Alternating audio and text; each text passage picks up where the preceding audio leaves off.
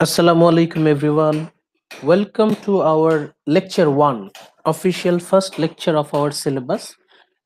গত ক্লাসের লেকচারটা ছিল lecture revision from new classical period, যেটা অ্যাকচুয়ালি আমাদের সিলেবাসের অন্তর্গত না, কিন্তু আমাদের সিলেবাসের ফার্স্ট টপিক রোমান্টিক পিরিয়ড। এই পিরিয়ডটা যদি আমরা ভালো করে বুঝতে চাই তাহলে আমাদের নিউ ক্লাসিক্যাল পিরিয়ড সম্পর্কে আইডিয়া রাখতে হবে, নইলে অনেক কিছু আমরা বুঝতে পারবো না। আশা করি আপনাদের সামনে যে স্লাইডটা আছে এটা আপনারা দেখতে পাচ্ছেন। The first slide of today's lecture, an introduction to British Romanticism. Our course, History of English Literature 2, course code GED 2231 or GED 247. অন্যরা আস্তে আস্তে আমরা ধীরে ধীরে শুরু করি। আমাদের ফার্স্ট স্লাইডের পর সেকেন্ড স্লাইড, রোম্যান্টিসিজম ডিফাইন্ড। সবার আগে আমরা রোম্যান্টিসিজম বিষয়টা কি আমরা একটু বোঝার চেষ্টা করি। Let's try to define romanticism. Romantic শব্দটা আমরা যখন ব্যবহার করি তখন এটার মূলত দুইটা অর্থ আপনারা পাবেন বিভিন্ন ডিকশনারিতে, বিভিন্ন এনসাইক্লোপিডিয়াতে আপনারা রোম্যান্টিক শব্দটার দুটো অর্থ পাবেন। Romantic has to come to mean basically two things, দুইটা অর্থ। Meaning number one, the loving or potentially loving relationship between men and women. Love affair, romantic শব্দটার সাথে লাভ অ্যাফেয়ার এই আইডিয়াটার একটা অ্যাটাচমেন্ট আছে। সাধারণত আমরা রোমান্টিক বলতে যেটা বুঝি, it is related to love affair between two persons, men among men or men and women or women, so the loving relationships. কিন্তু এটা আমাদের ফোকাস না, আমাদের ফোকাস হচ্ছে মিনিং নাম্বার 2, পরের মিনিংটা। Let's focus on our next meaning, meaning number 2, a way of looking at the world, a way of looking at the world that looks beyond or ignores the world as it is and perceives a visionary world. অর্থটা কি দাঁড়ালো? Romanticism, this is an approach, this is a way of perception, this is a new kind of perspective. এমন ভাবে আমরা পৃথিবীকে দেখব, a new way of looking at the world that looks beyond, সেটা আমরা ভেদ করে দেখব। কি ভেদ করে দেখব? The world as it is, পৃথিবী বলতে আমরা যা বুঝি, এই সাধারণ পৃথিবী, আমাদের সাধারণ জ্ঞান যতটুকু বোঝায়, আমাদের এই ক্ষুদ্র জ্ঞানে আমরা যতটুকু বুঝি, এই আপাত দৃষ্টিতে পৃথিবী বলতে আমরা যা বুঝি, এই যে চোখের সামনে অ্যাপারেন্ট ওয়ার্ল্ড, এই অ্যাপারেন্ট ওয়ার্ল্ড, খালি চোখে আমরা যে পৃথিবীকে দেখছি, খালি চোখে আমরা যে বাস্তবতাকে দেখছি, এই বাস্তবতাকে আমরা ভেদ করে আমরা কিছু একটা দেখার চেষ্টা করছি। We will try to look beyond the world as it is. এই আপাত দৃষ্টিতে পৃথিবী, খালি চোখে যেটা আমরা দেখতে পাই, আমরা সেটাকে ভেদ করে দেখার চেষ্টা করব, and we will try to perceive a visionary world. আমরা আমাদের মনের চোখ দিয়ে, খালি চোখের পৃথিবী এর থেকে আমাদের বেশি গুরুত্ব দিতে হবে আমাদের মনের চোখ দিয়ে দেখা পৃথিবীটা।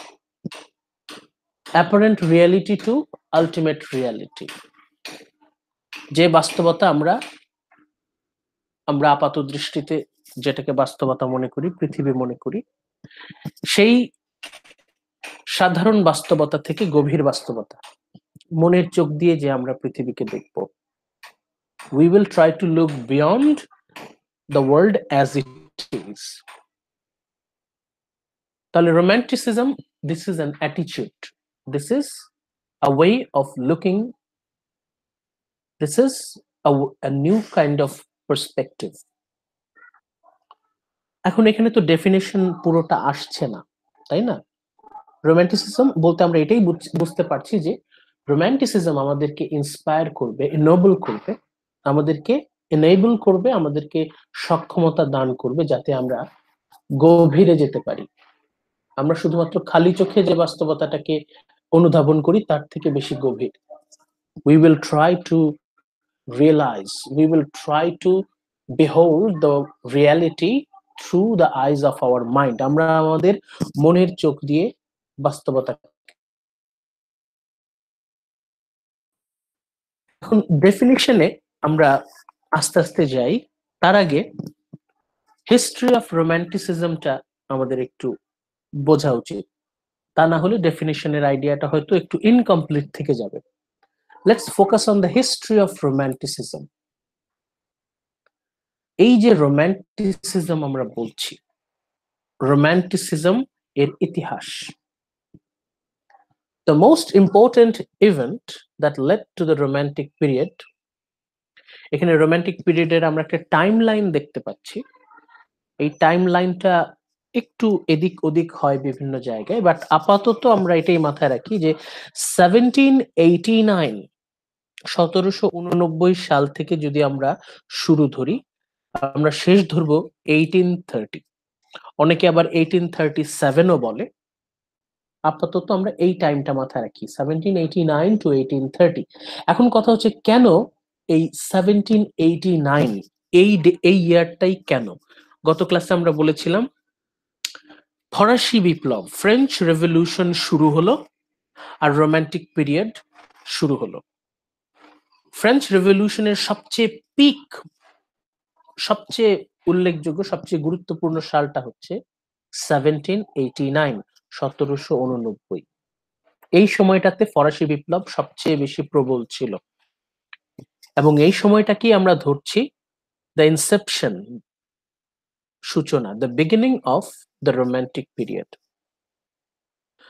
The French revolution, French revolution এটাকে আমরা বলছি the most important event that lead to the romantic period. Romantic পিরিয়ডের সূত্রপাত, রোমান্টিক পিরিয়ডের সূচনা, রোমান্টিক পিরিয়ড যে শুরু হলো এর পেছনে সবচেয়ে গুরুত্বপূর্ণ ঘটনা কি ছিল? সবচেয়ে গুরুত্বপূর্ণ ঘটনা ছিল দ্য ফ্রেঞ্চ রেভলিউশন, ফরাসি বিপ্লব। French revolution which was supposed to create a new society in France. French রেভলিউশনের উদ্দেশ্য কি ছিল? একটা নতুন সমাজ সৃষ্টি করা। কোথায়? ফ্রান্সে। French revolution, what was the prime objective? The prime objective was to create a new society in France. নতুন এক সমাজের প্রতিষ্ঠা করা। Creating a model for the world. পৃথিবীর জন্য একটা রোল মডেল তৈরি করা, একটা মডেল তৈরি করা that would lead to the liberation of human spirit. Ultimately, what was the ultimate goal? একটা নতুন সমাজ সৃষ্টি করা, এটা আপাত দৃষ্টিতে এটা লক্ষ্য, কিন্তু মূল লক্ষ্যটা কি? লিবারেশন অফ হিউম্যান স্পিরিট, মানব আত্মার মুক্তি। হিউম্যান স্পিরিট, মানুষের যে চেতনা, চেতনার মুক্তি। মানব মুক্তি, মানুষের মুক্তি, মানুষের চেতনা, মানুষের আত্মার মুক্তি। ফ্রেঞ্চ রেভলিউশনের মূল কথাটাই হচ্ছে মানব মুক্তি, মানব চেতনার মুক্তি।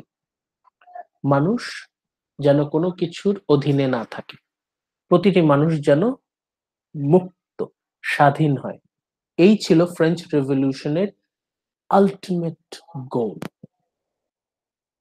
এখন মানুষের চেতনার মুক্তি, মানুষের আত্মার মুক্তি, সেটা পুরাতন সমাজে, পুরাতন সিস্টেম স্ট্রাকচারে সম্ভব না।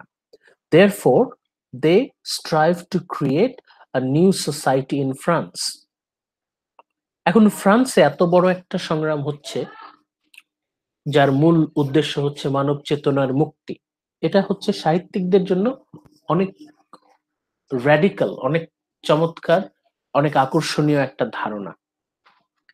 এই liberation of human spirit, liberty, freedom, freedom of human consciousness, freedom of human conscience, এই বিষয়টা রোমান্টিকদের মনে প্রবলভাবে নাড়া দিল। দ্য ফ্রেঞ্চ রেভলিউশন এর যে আইডিওলজি, এটা সাহিত্যিকদের, তখনকার সময়ের সাহিত্যিক যারা, বিশেষ করে কবি, ঔপন্যাসিক, তাদের মনে প্রবলভাবে জায়গা করে নিল। তাহলে আমরা এই স্লাইড থেকে কি আইডিয়া পাচ্ছি? রোমান্টিক পিরিয়ডের বা এইজ অফ রোমান্টিসিজম, এই পিরিয়ডের সবচেয়ে গুরুত্বপূর্ণ ঘটনা, সবচেয়ে গুরুত্বপূর্ণ রাজনৈতিক ঘটনা, সবচেয়ে গুরুত্বপূর্ণ হিস্টোরিক্যাল, ঐতিহাসিক ঘটনা, historical event or political event, the French revolution. French revolution এমনই এক গুরুত্বপূর্ণ পলিটিক্যাল এন্ড হিস্টোরিক্যাল ইভেন্ট, যেটা তখনকার সময়ের যারা কবি, যারা সাহিত্যিক, তাদেরকে প্রবলভাবে, প্রত্যক্ষভাবে প্রভাবিত করলো। আমরা নেক্সট স্লাইডে যাই। ফ্রেঞ্চ রেভলিউশন নিয়ে কথা হচ্ছে, এখন আমাদের তো একটা আইডিয়া থাকা উচিত যে ফ্রেঞ্চ রেভলিউশন যে হলো, এই যে মানুষের চেতনার মুক্তি নিয়ে এত বড় একটা সংগ্রাম হলো ফ্রান্সে, এর কারণগুলো কি ছিল? What were the causes of French revolution, ফরাসি বিপ্লব, কারণগুলো কি? কারণগুলো আমরা পয়েন্ট বাই পয়েন্ট জাস্ট উল্লেখ করে যাই, সবগুলো হয়তো আমরা ব্যাখ্যা করব না।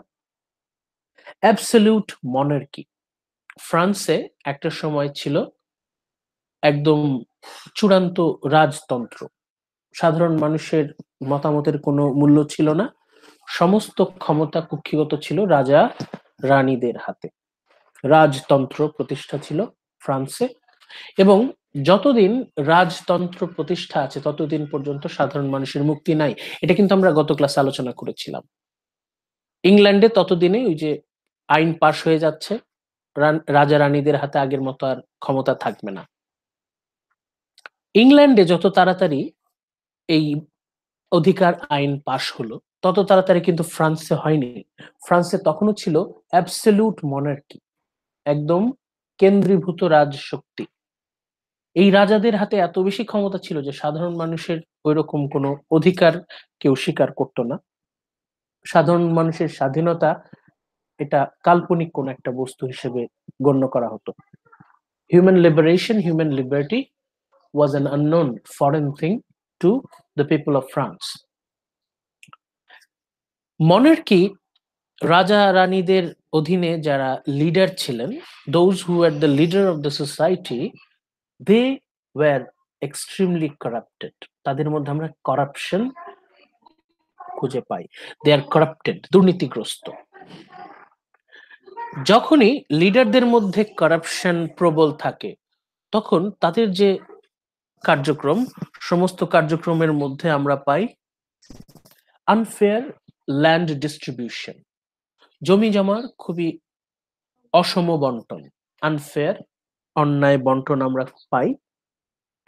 যাদের হাতে ক্ষমতা তারা সমস্ত জায়গা দখল করে নিচ্ছে, আর যাদের হাতে ক্ষমতা নেই তারা নিঃস্ব।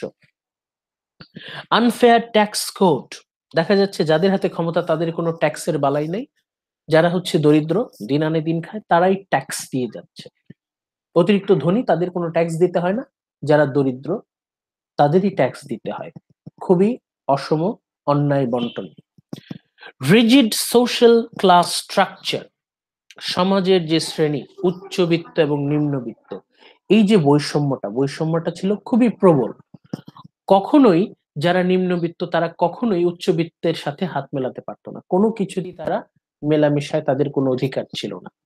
এবং এদের যে ব্যবধান, the distance between upper class and lower class, it was really extreme and rigid.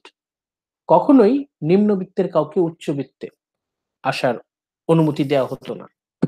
তখন তো আসলে উচ্চবিত্ত বলতে কিছু ছিল না, সমাজে ছিল আসলে দুইটা শ্রেণী, একটা হচ্ছে রয়্যাল ক্লাস, রয়্যালটি, রাজ পরিবার, আর হচ্ছে সাধারণ মানুষ। সাধারণ মানুষের কখনোই, সে যতই টাকা পয়সা অর্জন করুক, it doesn't matter how much rich that person is, but that person will never gain the access to royal family. তারা কখনোই রয়্যাল টাইটেল কখনোই পাবে না। নাও Next point, privileges of the first and second estate. First estate, second estate, সমাজের দুটো শ্রেণী। Royal শ্রেণীর মধ্যেও আবার আমরা ভাগ পাই, এবং এদের যে অধিকারের যে বন্টন, এটা খুবই স্ট্রিক্ট। একটা মানুষের জন্মের সাথে সাথেই তার অধিকার নিশ্চিত হয়ে যেত। সে তার জীবনে যতই পরিশ্রম করে যত কিছুই অর্জন করুক না কেন, সে কখনোই তার সামাজিক অবস্থানকে উন্নত করতে পারত না। They were not allowed. After that, এরকম একটা অন্যায় আনফেয়ার সামাজিক বন্টন যখন চলছে, তখন স্প্রেড অফ এনলাইটেনমেন্ট আইডিয়াস, মানুষের মধ্যে এনলাইটেনমেন্ট, জ্ঞানের আলো যখন চলে আসলো, তখন মানুষজন বুঝতে পারলো যে royalty, royal class, royal family, তারা সারা জীবন ধরে সাধারণ মানুষকে শোষণ করে যাচ্ছে। তখন গভর্নমেন্ট ডেট, গভর্নমেন্ট বলতে ফ্রান্স যে গভর্নমেন্ট, এটা তো পুরোটাই রাজার হাতে ছিল, রাজা রানীদের হাতে ছিল। ফ্রান্স যে গভর্নমেন্ট, এটা ঋণগ্রস্ত হয়ে পড়লো, প্রচুর পরিমাণে ঋণ অ্যান্ড ডেফিসিট ফাইন্যান্সিং। দেখা গেল, আমরা গভর্নমেন্ট বলতে তো বুঝি হচ্ছে total country financial affairs, total দেশটা ঋণে পতিত হলো। রাজা রানী তারা তো যথেচ্ছ সম্পদের অপব্যবহার করত, কিন্তু ফ্রেঞ্চ গভর্নমেন্ট, তখনকার সময় যে গভর্নমেন্ট ছিল, আসলে নামেই গভর্নমেন্ট, এটা তো পুরো রাজা রানীদের হাতে সবকিছু। They just looted, they just exploited all the. Sir, জি may I ask a question? জি, স্যার, আমরা তো ব্রিটিশ রোম্যান্টিসিজম পড়তেছিলাম, তো ওইখান থেকে এখন আমরা ফ্রেঞ্চ রোম্যান্টিসিজমে চলে গেলাম কেন, মানে কারণ? না, আমরা ফ্রেঞ্চ রোমান্টিসিজমে তো নাই, আমরা পড়ছি হচ্ছে ফ্রেঞ্চ রেভলিউশন। আমরা বলছি ফ্রেঞ্চ Yes, sir. রেভলিউশন হচ্ছে ব্রিটিশ রোমান্টিসিজমের একটা অনেক বড় প্রেরণা।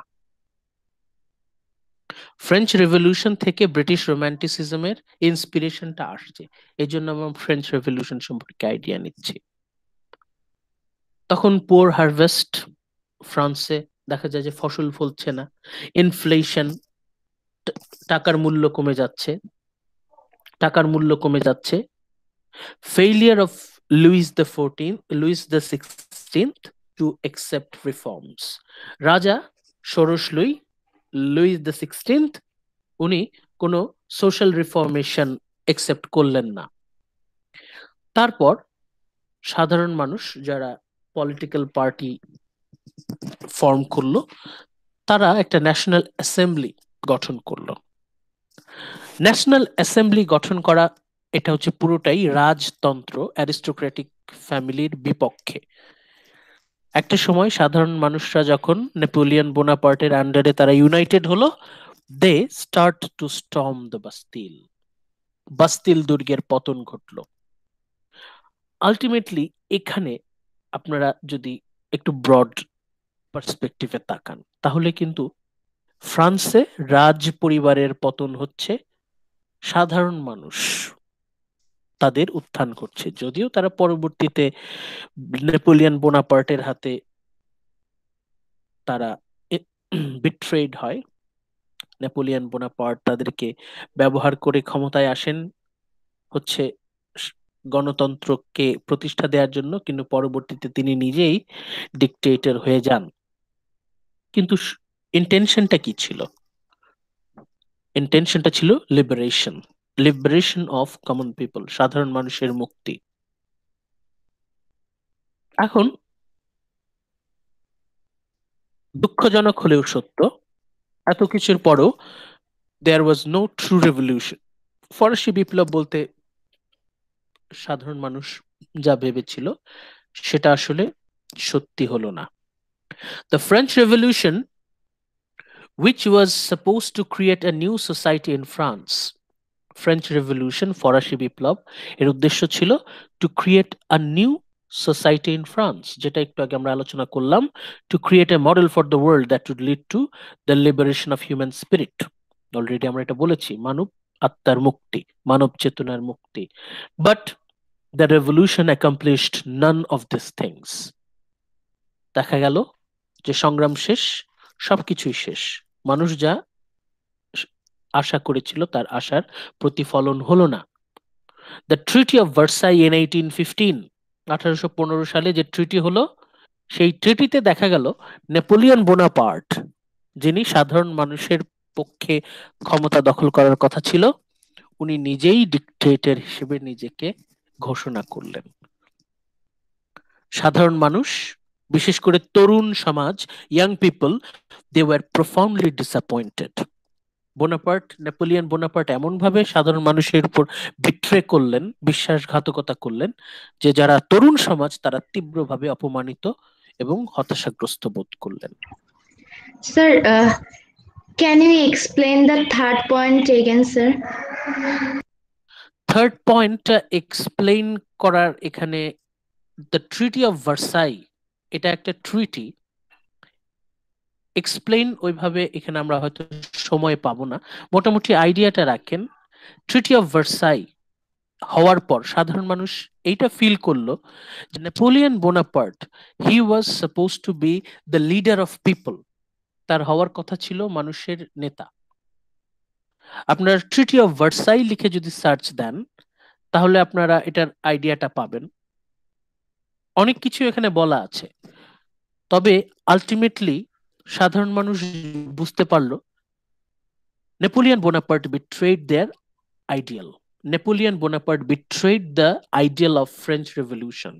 ফ্রেঞ্চ রেভলিউশনের কথা ছিল সাধারণ মানুষের মুক্তি, দেশের ক্ষমতা থাকবে সাধারণ মানুষের হাতে, আর সেই সাধারণ মানুষের লিডার, নেতা হওয়ার কথা ছিল নেপোলিয়ন বোনাপার্ট। কিন্তু নেপোলিয়ন বোনাপার্ট তাদের নেতা না হয়ে তিনি নিজেকে একনায়ক, ডিকটেটর হিসেবে ঘোষণা করলেন। এরকম বিশ্বাসঘাতকতার পর তরুণ সমাজ, they were really frustrated and disappointed.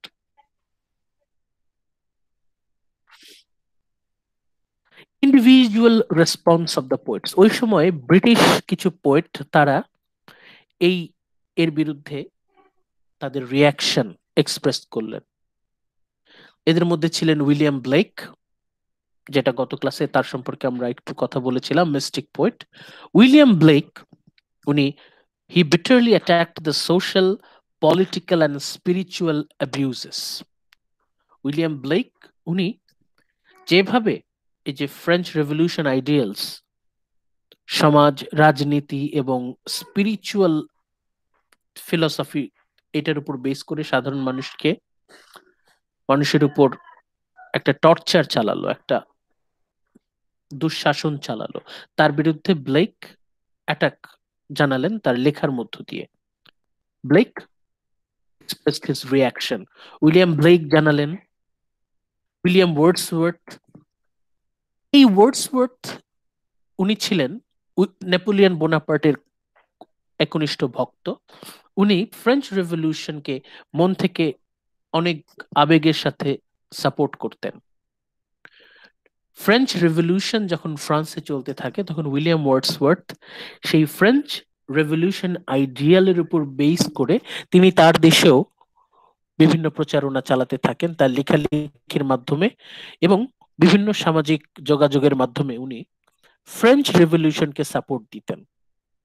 এবং উনার যে সাহিত্যের হাতেখড়ি, উনার যে beginning of the Literary writings, সেখানেও আমরা পাচ্ছি উনি ফ্রেঞ্চ রেভলিউশন এবং নেপোলিয়ন বোনাপার্ট এই দুইয়েরই উনি ছিলেন একনিষ্ঠ ভক্ত।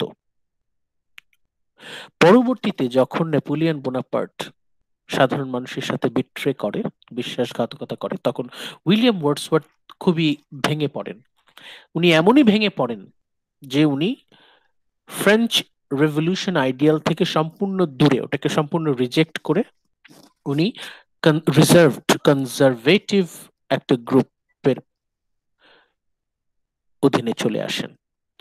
মানে ওয়ার্ডসওয়ার্থ একসময় ছিলেন very enthusiastic supporter of French revolutions, ফরাসি বিপ্লবের উনি ছিলেন খুবই ভক্ত, বাট পরিস্থিতি এবং নেপোলিয়ন বোনাপার্টের বিশ্বাসঘাতকতা উনার হৃদয় ভেঙে দিল। পরবর্তীতে ওনার যে লেখাগুলো পড়লে আমরা তার মধ্যে nostalgia pi and democracy, thirst for democracy, সেটাও আমরা খুঁজে পাই উইলিয়াম ওয়ার্ডসওয়ার্থের লেখার মধ্যে। এটা আমরা পরবর্তীতে আরো ব্যাখ্যা করব ডিটেইলে। ওয়ার্ডসওয়ার্থ একা ছিলেন না, তার সাথে আমরা শেলিকেও পাই, পার্সি বিশ শেলির পোয়েট্রি। ওনাকে আমরা তাকে পাই consistently revolutionary.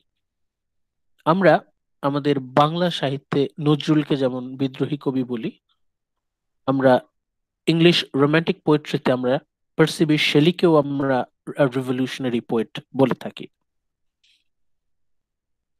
So intellectual foundation of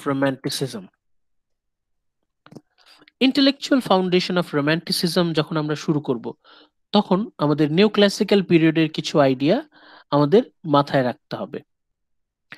romanticism শুধুমাত্র যে ফ্রেঞ্চ রেভলিউশন দ্বারা ইন্সপায়ার্ড তা কিন্তু না, এর পেছনে আরো একটা কারণ আছে।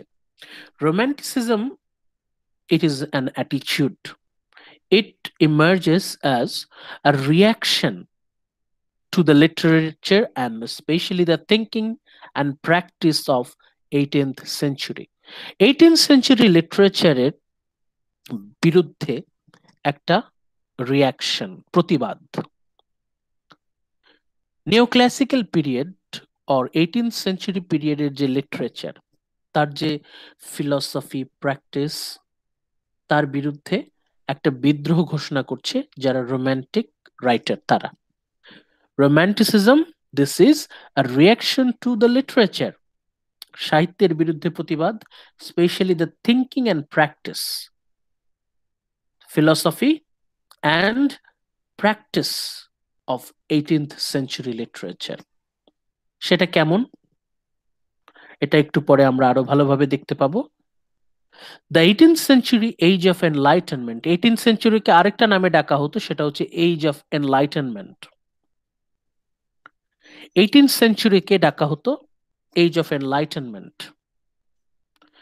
এই সময়ে দুইজন বিখ্যাত বিজ্ঞানী এবং দার্শনিক, scientist and philosopher, Isaac Newton and John Locke, তাদের ধ্যান ধারণা যদি আমরা মোটামুটি একটু রিপিট করি, তাহলে আমরা 18th সেঞ্চুরি ফিলসফি সম্পর্কে একটা ধারণা পাবো।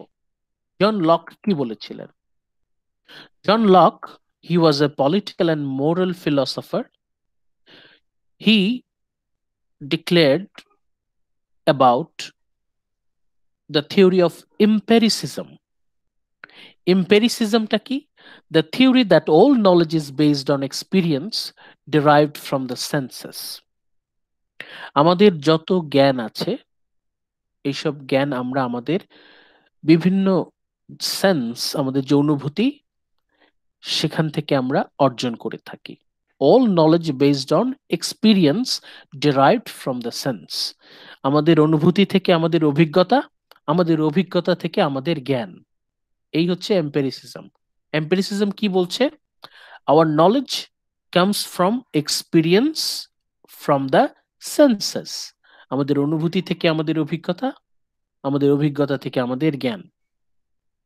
এখানে we do not have any room for feelings, intuition or vision. এটা ছিল জন লকের কথা। জন লক কি বলছেন? এটা কিন্তু রোমান্টিকরা বলছেন না, এটা কিন্তু বলছে লক, জন লক।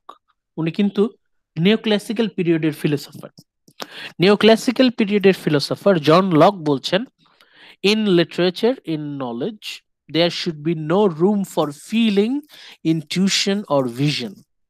মানুষের আবেগ, মানুষের চেতনা আর মানুষের কল্পনা, আবেগ, চেতনা, কল্পনার কোনো জায়গা এখানে নেই। এটা ছিল 18th সেঞ্চুরি লিটারেচারের ফিলসফি। আইজাক নিউটন, উনি তো পুরোদস্তুর একজন বিজ্ঞানী ছিলেন।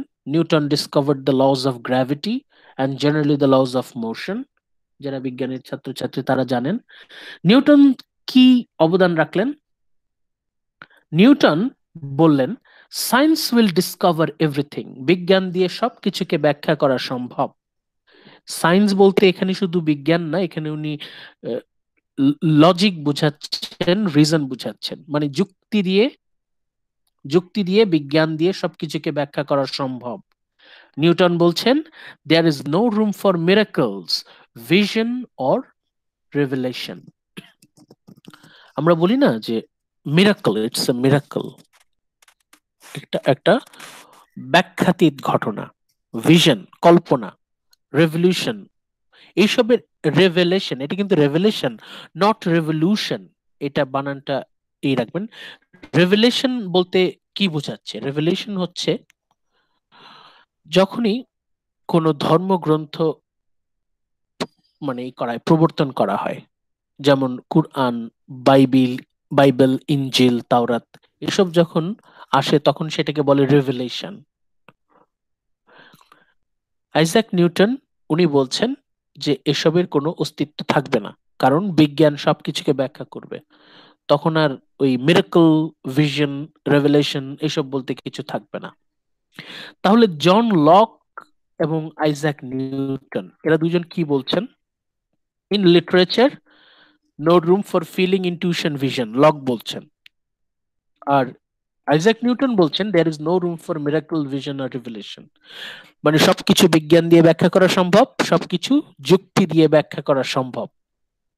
যখনই মানুষ এই দাবিটা করলো যে সবকিছু যুক্তি দিয়ে ব্যাখ্যা করা সম্ভব, সকল বিষয়বস্তু যুক্তি দিয়ে ব্যাখ্যা করা সম্ভব, তখন সাধারণ মানুষ এই বিষয়টা তাদের মাথায় গেঁথে গেল যে আলোকিত যুগে প্রবেশ করছে মানুষজন, এজ অফ এনলাইটেনমেন্ট। এই লজিকের সাথে, রিজনের সাথে এনলাইটেনমেন্ট এটার একটা সম্পর্ক। 18th সেঞ্চুরি পিরিয়ডের যারা ফিলোসফার এন্ড সায়েন্টিস্ট তারা এটা সংযোগ স্থাপন করলেন। তারা বললেন যে আবেগ, অনুভূতি, কল্পনা এসবের কোনো জায়গা সাহিত্যে থাকবে না, কোন রকম নলেজ এইসবেও থাকবে না, মানে study related, knowledge related, literature related সবকিছু থেকে এরা আবেগ, অনুভূতি, কল্পনা সবকিছুকে ওনারা দূর করে দিতে চাইলেন, তাড়িয়ে দিতে চাইলেন। এই জায়গাটায় হচ্ছে যারা রোমান্টিক পোয়েট, রোমান্টিক নভেলিস্ট, তারা এখানে এসে তীব্র প্রতিবাদ করলেন, এটার চরম প্রতিবাদ করলেন। কেন প্রতিবাদ করবেন না? কারণ লক এসে যখনই বললেন নো রুম ফর ফিলিং, এটা সম্পূর্ণ অন্যায় কথা। যে লিটারেচারে ফিলিংস থাকবে না, ইনটিউশন থাকবে না, ভিশন থাকবে না, তাহলে থাকবেটা কি?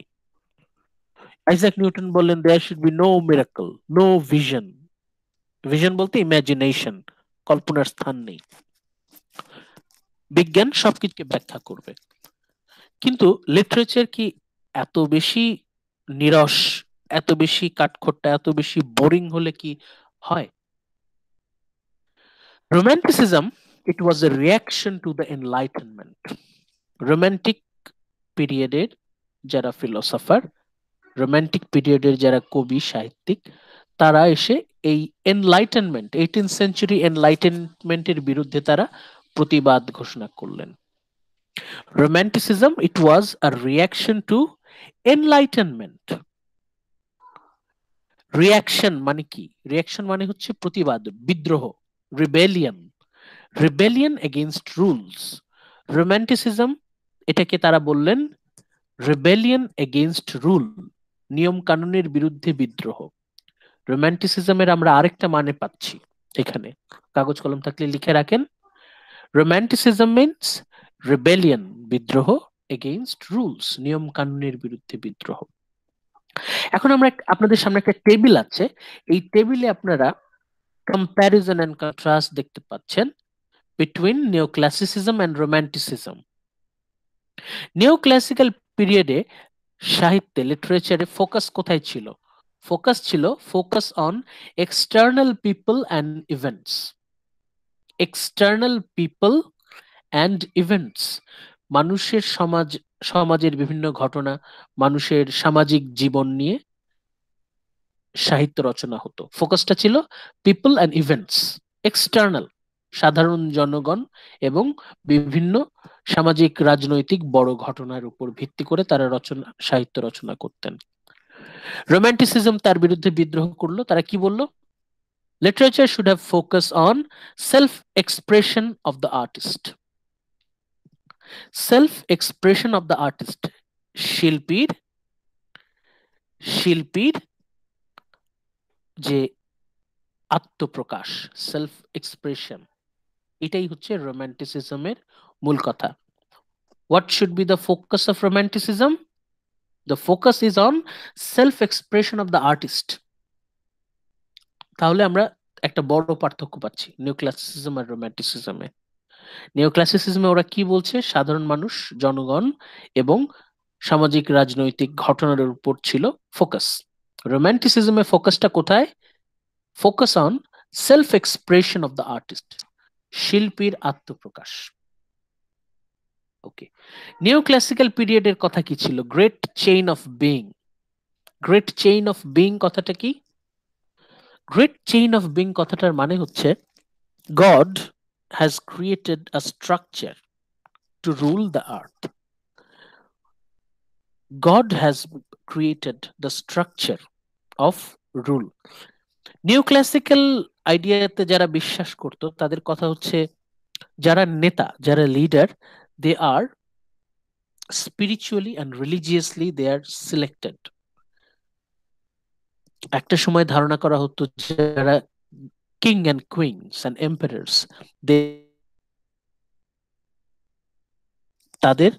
তারা gods and goddess, they allowed them to rule the land.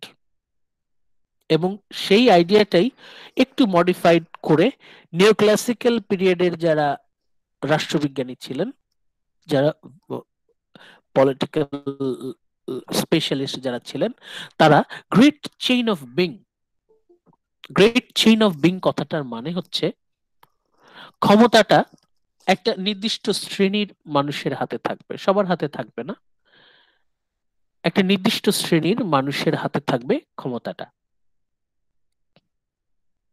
Romanticism এসে সেটাকে চ্যালেঞ্জ করলো। তারা বলল there should be democratic practice, গণতন্ত্র, ডেমোক্রেসি, সাধারণ মানুষের হাতে ক্ষমতা থাকবে, ডেমোক্রেসি। এই ডেমোক্রেসি, এই আইডিয়াটা কিন্তু আসলে হচ্ছে ফ্রেঞ্চ রেভলিউশন থেকে। ফ্রেঞ্চ রেভলিউশনারি আইডিয়ালস এর একটা পয়েন্ট ছিল ডেমোক্রেসি।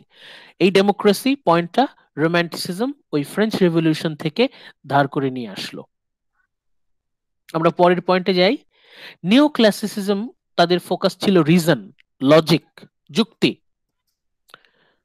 আর রোম্যান্টিসিজম, তাদের ফোকাস হচ্ছে মিস্টিসিজম, মিস্টিক। মিস্টিসিজম মানে কি বলতে পারবেন? মিস্টিসিজম মানে কি?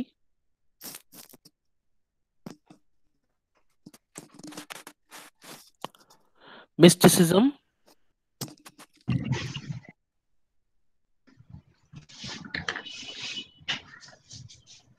becoming one with God or spirituality.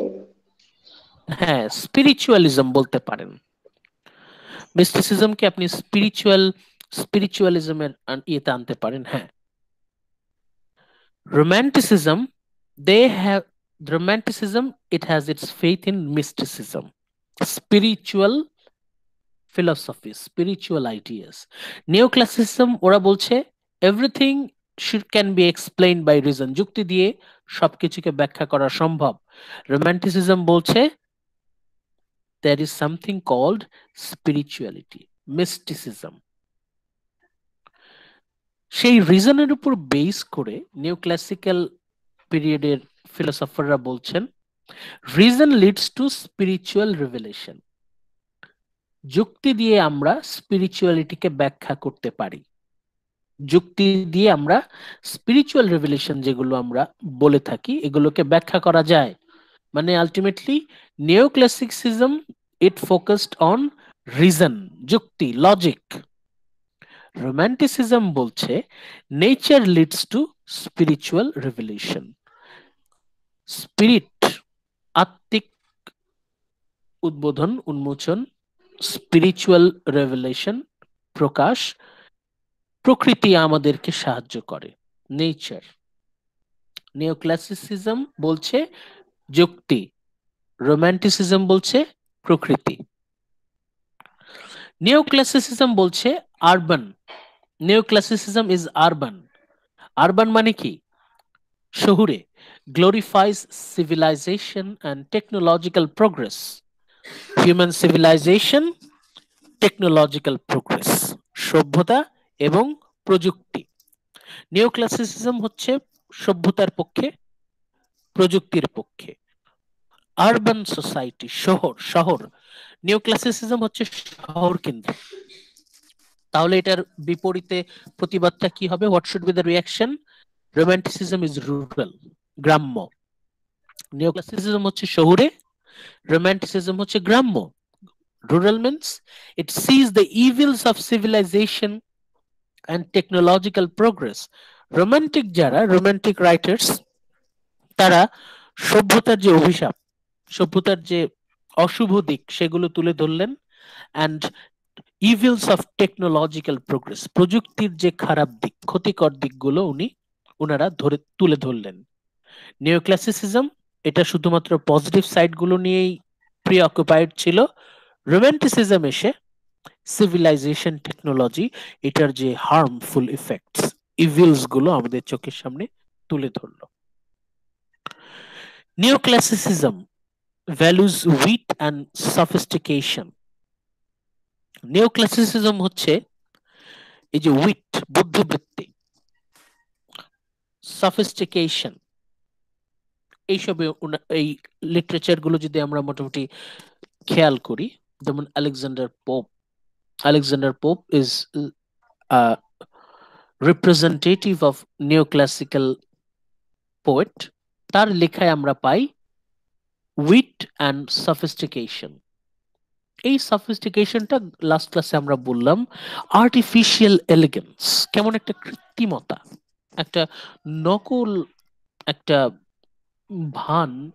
ভানে জড়িত। এরা নিজেদেরকে সভ্য, আধুনিক দাবি করত এবং সেই অনুযায়ী তারা তাদেরকে একটা সফিস্টিকেটেড অ্যাটায়ারে, সফিস্টিকেটেড একটা রূপে সাধারণ মানুষের সামনে নিজেদেরকে হাজির করতে চাইতো। সো নিওক্লাসিসিজম, এখানে ভ্যালু দেয়া হতো উইট অ্যান্ড সফিস্টিকেশনকে। রোম্যান্টিসিজমে আমরা কোথায় ভ্যালু দিচ্ছি? We are ভ্যালুইং primitive simple people. এখানে আমরা আধুনিক, অত্যাধুনিক মন মানসিকতা সম্পন্ন মানুষের চাইতে আমরা কাকে বেশি মূল্য দিই? তাহলে আপনারা দেখতে পাচ্ছেন রিবেলিয়ন মানে হচ্ছে সম্পূর্ণ উল্টো প্রতিবাদ। নিওক্লাসিক্যাল পিরিয়ডে তাদের যাত্রা যেদিকে ছিল, রোমান্টিক পিরিয়ডের সাহিত্যিক তারা উল্টো পথে হাঁটছেন। নিওক্লাসিক্যাল পিরিয়ডের পিপল তারা সফিস্টিকেটেড পিপলের খোঁজে। নিওক্লাসিসিজম it values sophisticated personalities. R romanticism it values primitive, আদিম, simple, সাধারণ, একদম simple people, সাধারণ মানুষ। নিওক্লাসিসিজম ভদ্র, রুচিশীল, আধুনিক সমাজের কথা বলতো। রোম্যান্টিসিজম আদিম, সাধারণ মানুষের কথা বলতো। নিওক্লাসিসিজম কি বলতো? নিওক্লাসিসিজম অর এনলাইটেনমেন্ট কি বলতো? হাতে কাগজ কলম থাকলে লিখে রাখেন, ইম্পর্টেন্ট একটা point. Human nature needs artificial restraints of society. Human nature, মানুষের যে প্রকৃতি, মানুষের যে টেন্ডেন্সি, মানুষের প্রবৃত্তি, needs artificial restraints of society. মানুষকে সবসময় শাসনের মধ্যে রাখতে হয়, শৃঙ্খলা, ডিসিপ্লিনের মধ্যে রাখতে হয়। নিওক্লাসিসিজমের কথা হচ্ছে মানুষকে একা ছেড়ে দিলে মানুষ বন্য হয়ে যাবে, জঙ্গলি হয়ে যাবে, অসভ্য হয়ে যাবে। মানুষকে যদি সভ্য রাখতে চাই তাহলে হিউম্যান বিং নিডস আর্টিফিশিয়াল রেস্ট্রেন্টস, মানুষের ডিসিপ্লিন প্রয়োজন। সোসাইটি মানুষের উপর ডিসিপ্লিন, রেস্ট্রেন্ট, কিছু সীমা নির্দেশ করে দিবে। Artificial restrained. মানুষকে শৃঙ্খলাবদ্ধ করবে, শেকলে আবদ্ধ করবে। মানুষ নিজেই নিজেকে শেকলে আবদ্ধ করার পরিকল্পনা করলো। সভ্য হতে চাইলে মানুষকে শৃঙ্খলার মধ্যে নিয়ে আসতে হবে। শৃঙ্খলা মানে কি? শৃঙ্খলা হচ্ছে কৃত্রিম কিছু প্রতিবন্ধকতা তৈরি করা, আর্টিফিশিয়াল হিন্ডারেন্স, আর্টিফিশিয়াল রেস্ট্রেইনস, মানুষকে শায়েস্তা করার জন্য, মানুষকে সহজ মানে একদম সিধা করার জন্য। এই যে এটা নিউ ক্লাসিক্যাল একটা টেকনিক বলতে পারি আমরা, যে সাধারণ মানুষকে সবসময় ডিসিপ্লিনের মধ্যে রাখতে হবে। রোম্যান্টিসিজম এসে আবার যথারীতি তারা রিয়াকশন জানালো, they reacted. Restraints of society result in tyranny and oppression. রোম্যান্টিসিজমের কথা হচ্ছে এই যে মানুষকে যদি আমরা সবসময় শেকলে বন্দি করে রাখি, এই শেকল বলতে সত্যিকারের লোহার শেকল না, এটা হচ্ছে the artificial shackle of reason. মানুষকে যদি সবসময় এরকম যুক্তি শৃঙ্খলার বন্ধনে আবদ্ধ করে রাখা হয়, এরকম অদৃশ্য শেকলে যদি মানুষকে সবসময় বেঁধে রাখা হয়, তখন সেটার ফলাফল কি হবে? The restraints of society will result in tyranny and oppression. Tyranny, স্বৈরাচার, অপারেশন, অত্যাচার। মানুষকে যদি সভ্যতার নাম করে এই অদৃশ্য শেকলে বন্দি করে রাখা হয়, তবে সেটা মানুষকে অত্যাচার করবে, মানুষের উপর এটা শুধু অত্যাচারই করে যাবে, মানুষের উপর শাসন করবে শুধু। নিওক্লাসিসিজম বিশ্বাস করতে যে মানুষকে সবসময় একটা ডিসিপ্লিনের মধ্যে নিয়ে আসতে হবে। আর রোম্যান্টিসিজমের কথা হচ্ছে, বারবার বলছি, liberation of human spirit, freedom, ultimate freedom, মানব চেতনা, হিউম্যান কনসিয়েন্স, মানব চেতনা, তার মুক্তি। আমরা লাস্ট যে পয়েন্টটা দিয়ে আমাদের কম্প্যারিজনটা শেষ করব সেটা হচ্ছে নিওক্লাসিসিজম ফোকাসড অন দ্য হেড।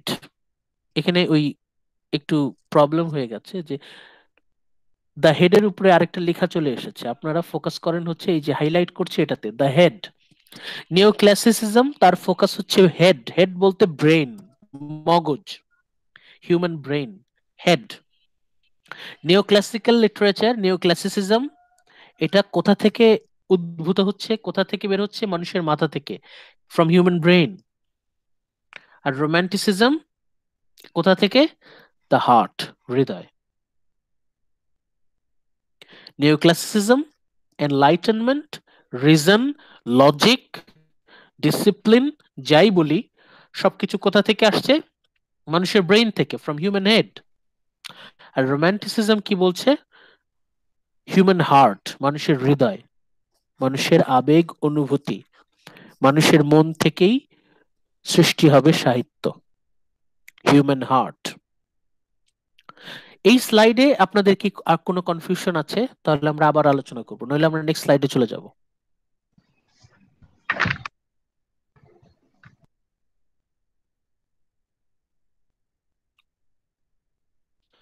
ওকে, এখন আমরা রোমান্টিক রাইটিং ও রোমান্টিক লিটারেচার, রোমান্টিসিজম এর বৈশিষ্ট্যগুলো নিয়ে একটু আলোচনা করি। What are the characteristics of romantic writing? Romantic believe in individual and democracy. Romantic belief, the belief in individual and democracy. Romanticism মানেই হচ্ছে মানুষের ব্যক্তিত্বে বিশ্বাস, মানুষের ব্যক্তিগত চিন্তা ভাবনা, ব্যক্তিগত বিশ্বাস, ব্যক্তিগত বিশ্বাস, মানুষের অ্যাটিটিউড, অ্যাপ্রোচ, মানুষের কল্পনা, এসবে ফোকাস হবে। Belief in the individual and democracy, গণতন্ত্র। Everyone matters, everyone matters, কেউ পেছনে পড়ে থাকবে না, সবাই মূল্যবান। But emphasis more often to outstanding individual. Romanticism সকল ইন্ডিভিজুয়ালকেই ফোকাস করবে, তবে বেশি ফোকাস করবে হচ্ছে আউটস্ট্যান্ডিং ইন্ডিভিজুয়াল। আউটস্ট্যান্ডিং ইন্ডিভিজুয়াল বলতে আর্টিস্ট, বিশেষ যারা শিল্পী, শিল্পীর প্রতি ফোকাসটা থাকবে। Focus should be on the outstanding individual, means the artist. Romantic literature, romantic writing, আমরা যদি ক্যারেক্টারিস্টিক্স গুলো আলোচনা করি তাহলে আমরা 5 I, 5টা আই এর মাধ্যমে আমরা রোমান্টিসিজমকে ব্যাখ্যা করতে পারি। We may characterize romanticism by the 5 I's. 5 I's. কি কি? Imagination, কল্পনা, intuition, চেতনা, idealism, আদর্শবাদ, inspiration, প্রেরণা, individuality, ব্যক্তিত্ব। কি কি বৈশিষ্ট্যগুলো কি কি? রোমান্টিসিজম মিন্স, আমাদের বোঝার সুবিধার জন্য আমরা বলতে পারি 5 I's, 5টা I. Imagination, intuition, idealism, inspiration, individuality. আবার বলছি, imagination, intuition, idealism, inspiration, individuality. আমরা এখন এগুলোর ব্যাখ্যাগুলো আমরা আস্তে আস্তে জানতে থাকি। আমরা শুরু করছি হচ্ছে ইমাজিনেশন দিয়ে, কল্পনা। ইমাজিনেশন, জন লক এর কথা বলেছিলাম, আইজাক নিউটনের কথা বলেছিলাম। তাদের কথা হচ্ছে মানুষের কল্পনার কোনো স্থান সাহিত্যে থাকা উচিত না।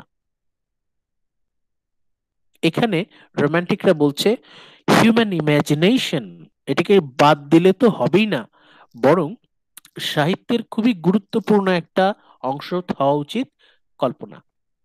Imagination should be a prime characteristics. Imagination should be a very, very necessary characteristics of literature. Imagination, imagination. তাহলে romantic period A imagination was emphasized over reason. যুক্তির থেকে বেশি গুরুত্ব দেওয়া হচ্ছে কল্পনাকে। নিও ক্লাসিক্যাল পিরিয়ডের কথা কি ছিল? যুক্তি হচ্ছে সবচেয়ে গুরুত্বপূর্ণ। রোমান্টিসিজমের কথা কি? Imagination is more important than reason. মানুষের কল্পনার গুরুত্ব তার যুক্তির গুরুত্ব থেকে বেশি।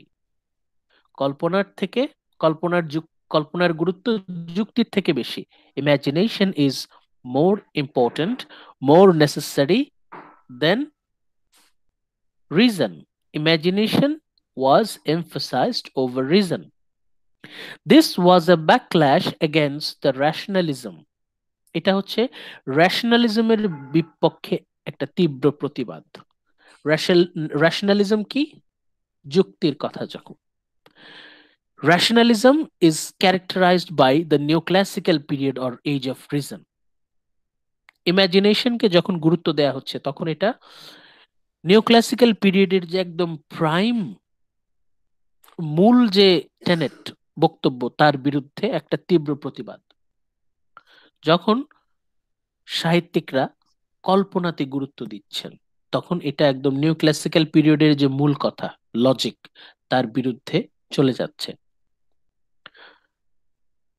থার্ড পয়েন্টটা হাইলাইট করলাম, এটা কাগজ কলম থাকলে লিখে রাখেন, খুবই গুরুত্বপূর্ণ point. Imagination was considered necessary for creating all art. যে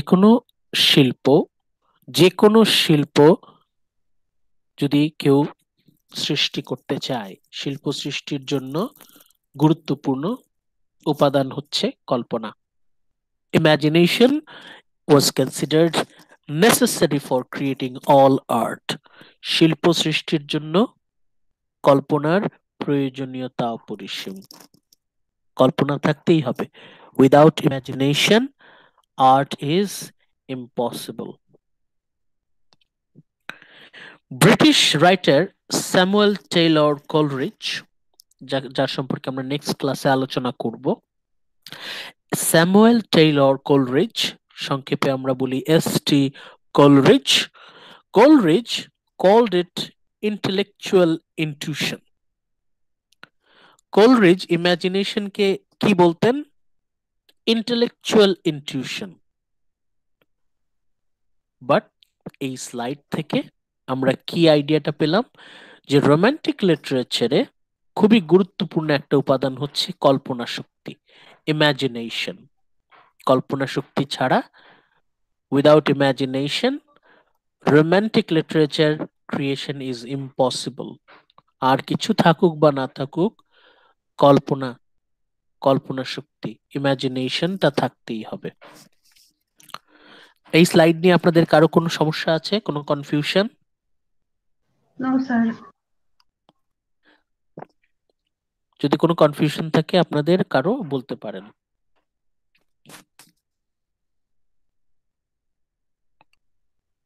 আমরা আমাদের নেক্সট ইনটিউশনে চলে আসি।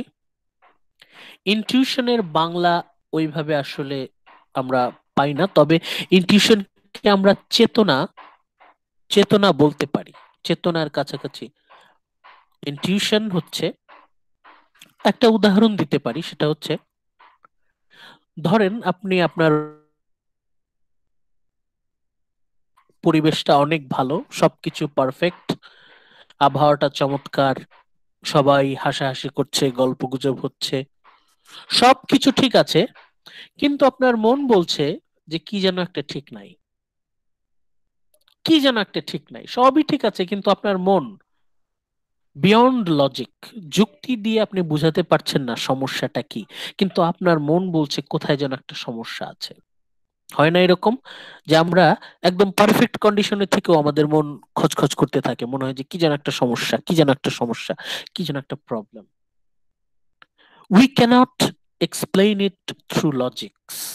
আপনি লজিক দিয়ে, যুক্তি দিয়ে আপনার এই অস্বস্তিটাকে ব্যাখ্যা করতে পারবেন না, কিন্তু আপনার চেতনা আপনাকে ইঙ্গিত দিচ্ছে, সিগন্যাল দিচ্ছে যে সামথিং ইজ নট রাইট। তখন হঠাৎ করে আপনি খেয়াল করবেন যে হ্যাঁ, এই জায়গায় তো একটা বিপদ আছে, কোন একটা প্রবলেমের কারণেই আপনার মন আপনাকে সিগন্যাল দিতে থাকে। Human mind is a very mysterious thing. আমরা এখনো কিছুই জানি না মানুষের মন সম্পর্কে। মানুষের মন, আমাদের অবচেতনে অনেক কিছু লুকিয়ে থাকে, আমরা সবকিছু যুক্তি দিয়ে ব্যাখ্যা করতে পারি না। আমাদের মন সবসময় আমাদেরকে সাবধান করে, আমাদেরকে উপদেশ দেয়, সাবধান করে, অ্যালার্ট করে বিভিন্ন সিচুয়েশনে। এখন আমরা সেটা সবসময় হয়তো ওটাকে পাত্তা দেই না, কিন্তু মনের বিষয়টা সবসময় মনোযোগ দেওয়া উচিত। বলে না, follow your heart, follow your heart, সবসময় মনকে খেয়াল করা উচিত। আমাদের মন যখনই কোনো কিছুতে যখন সিগন্যাল দিতে থাকে, তখনই মনে করতে হবে যে কিছু না কিছু সমস্যা এখানে আছেই। ইনটিউশন ইনটিউশন বিষয়টা রোমান্টিক লিটারেচারের খুবই গুরুত্বপূর্ণ একটা উপাদান, সবচেয়ে গুরুত্বপূর্ণ উপাদানগুলোর মধ্যে একটা। ইমাজিনেশনের সাথেও অনেকে এটাকে অ্যাটাচ করে বলেন, ইমাজিনেশন এন্ড ইনটিউশন। আমাদের ইমাজিনেশন, কল্পনা, এবং ইনটিউশন, চেতনা, একটা আরেকটার সাথে অঙ্গভঙ্গি ভাবে জড়িত, একটা আরেকটার সাথে ডিপলি অ্যাটাচড। ইনটিউশন মানে হচ্ছে চেতনা। আপনার চেতনা আপনাকে বিভিন্ন সময় অনেক সিগন্যাল দিতে থাকে এবং আপনাকে সাবধান করে। রোম্যান্টিক্স, যারা romantic writer, they placed value on intuition or feeling an instinct over reason. যুক্তির থেকেও বেশি গুরুত্বপূর্ণ হচ্ছে আমাদের ইনটিউশন। ইনটিউশনকে আর কি কি নামে ডাকা যেতে পারে? ফিলিং, আবেগ, ইনস্টিংক্ট, চেতনা। এই যে ইনস্টিংক্ট, প্রবৃত্তি, চেতনা। তাহলে ইনটিউশন অর ইনস্টিংক্ট, চেতনা, আমাদের যে মানব চেতনা, চেতনার গুরুত্ব খুবই বেশি, মোর দেন লজিক। নিউ ক্লাসিক্যাল পিরিয়ডের রাইটাররা রিজনকে এত বেশি গুরুত্ব দিতেন, কিন্তু রোমান্টিকরা এসে বলছে যুক্তির থেকেও বেশি গুরুত্বপূর্ণ হচ্ছে ইনটিউশন, ফিলিং, ইনস্টিংক্ট, মানুষের চেতনা, আবেগ, চেতনা খুবই গুরুত্বপূর্ণ। আবেগ, feeling, instinct, intuition, emotion, these are important in romantic art. Romantic art, romantic literature বুঝতে হলে ইনস্টিংক্ট থাকতে হবে, ইনটিউশন থাকতে হবে। ইনটিউশন না থাকলে আপনি শিল্প বুঝতে পারবেন না। You will fail to appreciate. British romantic William Wordsworth described poetry as spontaneous overflow of powerful feelings. William Wordsworth কবিতার সংজ্ঞা দিয়েছেন এইভাবে, definition of poetry: the spontaneous overflow of powerful feelings. স্বতঃস্ফূর্ত প্রবাহ কিসের? শক্তিশালী অনুভূতি, মানুষের চেতনার প্রবাহ। The spontaneous overflow of powerful feelings, মানুষের যে প্রবল আবেগ তার স্বতঃস্ফূর্ত প্রবাহ, এটাই হচ্ছে কবিতা। তাহলে উইলিয়াম ওয়ার্ডসওয়ার্থ কিন্তু বলছে না spontaneous overflow of powerful reasons, not flow of reasons. যুক্তির পরিবর্তে উনি গুরুত্ব দিচ্ছেন feelings. Feelings, this is a source, core source of human literature. সাহিত্যের একটা মূল, সাহিত্যের একদম উৎস বলতে পারি আমরা ফিলিংস, আবেগ। সেই হিসেবে without intuition or emotion or feeling or instinct, এই তিনটা আমরা কিন্তু একই অর্থে ব্যবহার করব। আমাদের এই কোর্সে এই তিনটা শব্দকে আমরা একই মানেতে ব্যবহার করব। কি কি? ইনটিউশন, ইনস্টিংক্ট, একই অর্থ। মানুষের চেতনা, মানুষের আবেগ, অনুভূতি। চেতনা, আবেগ, অনুভূতি মানুষকে অনেক সময় গুরুত্বপূর্ণ তথ্য দিয়ে থাকে, যে আমরা হয়তো যুক্তি দিয়ে ব্যাখ্যা করতে পারি না, কিন্তু আমাদের ইনটিউশন আমাদেরকে ইঙ্গিত দেয় যখন কোনো কিছু আমাদের জন্য বিপজ্জনক বা প্রতিকূল থাকে পরিস্থিতি। তাহলে আমাদের 2 নম্বর এই যে ইনটিউশন, ইনটিউশন থেকে আমরা কি পেলাম? যে মানুষের আবেগ চেতনার গুরুত্ব যুক্তির থেকে বেশি। তাহলে আমাদের ইমাজিনেশন, কল্পনা, কল্পনার গুরুত্ব যুক্তির থেকে বেশি। আমাদের যে চেতনা, আবেগ, অনুভূতি, চেতনা, এটার গুরুত্ব যুক্তির থেকে বেশি। Let's go to our third eye. Third eye, 3 নম্বর, আইডিয়ালিজম, আদর্শবাদ। আইডিয়ালিজম, আইডিয়ালিজম, আইডিয়াল শব্দটা হচ্ছে আদর্শ, আইডিয়ালিজম আদর্শবাদ। আদর্শবাদের কথা কি? আইডিয়ালিজমের কথা হচ্ছে, idealism is the concept that, আমি হাইলাইট করছি, লিখে রাখেন, কাজে লাগবে। We can make the world a better place. আমরা যদি চেষ্টা করি, if we try our best, if we work really hard with our heart and soul, আমরা যদি আমাদের মন দিয়ে কঠোর পরিশ্রম করে যাই, if we try our best, we can make the world a better place. We can create heaven in this hell. আমরা যদি চাই এই দোজকের মধ্যেও আমরা বেহেশত রচনা করতে পারি। We can create heaven in this hell, we can make the world a better place. এই যে বিশ্বাসটা, যে আমরা যদি সবটুকু দিয়ে চেষ্টা করি, তাহলে আমরা এই নরকের মধ্যেও আমরা স্বর্গ প্রতিষ্ঠা করতে পারি। We will be able to establish heaven in this hell, we can make the world a better place. এই যে বিশ্বাসটা, এই বিশ্বাসটাই হচ্ছে আইডিয়ালিজম।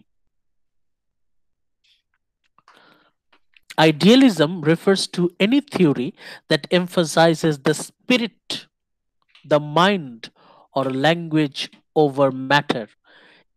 Spirit, আত্মা। আইডিয়ালিজম এর মূল মূল বিষয়টা হচ্ছে স্পিরিট। স্পিরিট, মানুষের আত্মা। দ্য মাইন্ড, মন, অর ল্যাঙ্গুয়েজ, আমরা এক কথায় মন বলতে পারি, মানুষের মন, over matter, mind over matter. Thought has a crucial role in the making the world the way it is. এখন মানুষের মন, idealism source is human mind. কি বলছে? আমাদের যে চিন্তা চেতনা, thought has a crucial role in making the world the way as it is. আমরা পৃথিবী বলতে এই দুই চোখে যা বুঝি, আমাদের বাস্তবতা বলতে আমরা যা ফিল করি, এই পুরোটা কিন্তু আমাদের মন গড়া।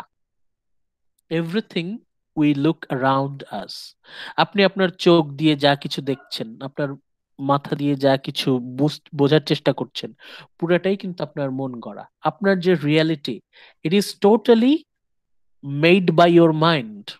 আপনার মন এই বাস্তবতা তৈরি করছে। এই মন কে তৈরি করছে? এই মন তৈরি করে দিচ্ছে আমাদের ফ্যামিলি, আমাদের বাবা মা, আত্মীয় স্বজন, ভাই বোন। Our mind is manufactured by our society, our mind is manufactured by our culture, our mind is manufactured by religion. ধর্ম তৈরি করে দিচ্ছে আমাদের মন।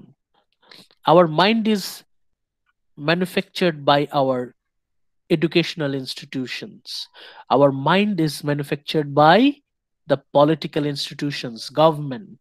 এই সব কিছু আমাদের মনটা তৈরি করে দিচ্ছে, আর আমাদের মনটাই গড়ে নিচ্ছে বাস্তবতা। এখন আমাদের মনে আমাদের গুরুত্ব দিতে হবে। আমরা মন দিয়ে যা বিশ্বাস করি সেটা কি সত্যি? আমাদের তো সেটা চ্যালেঞ্জ করতে হবে। Immanuel Kant, a German philosopher, held that the mind forces the world we perceive. Mind forces the world we perceive to take the shape of space and time. আমরা আশেপাশে যা দেখতে পাই তা আমাদের মন গড়া। আমরা যা দেখতে পাই আশেপাশে পুরাটাই হচ্ছে আমাদের মন গড়া। আপনি বাস্তবতাকে যেভাবে ফিল করছেন, আপনার আপন ভাই বা আপন বোন, আপনার আত্মীয় স্বজন, আপনার বাবা মা, আপনার সবচেয়ে ঘনিষ্ঠ বন্ধু, তারা হয়তো বাস্তবতাকে এইভাবে ফিল করতে পারছে না। অতএব আমাদের গুরুত্ব দিতে হবে মানুষের মনে।